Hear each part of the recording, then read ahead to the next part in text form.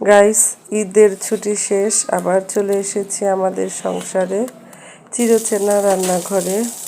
মহিলাদের হয়তো অর্ধেকটা জীবন পার হয়ে যায় রান্নাঘরে। যাই হোক, আজকে বাজারে গিয়েছিলাম। বাজারে তেমন কোনো কিছু পাইনি, জাস্ট সবজি এবং ডিম নিয়ে এসেছি। এখন মাছ পাওয়া যায়নি, হয়তো আরও 2-1 দিন পরে পাওয়া যাবে। আর ঈদের মধ্যে তো প্রচুর মাংস খাওয়া হয়েছে।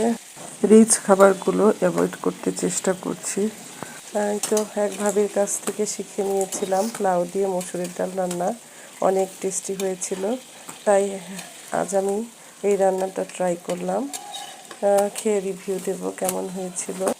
এই তো পাতলা করে একটু ঝোল করে রান্না করেছি, অল্প মশলা দিয়ে, একবারে সম্বার দিয়ে বসিয়ে দিয়েছিলাম।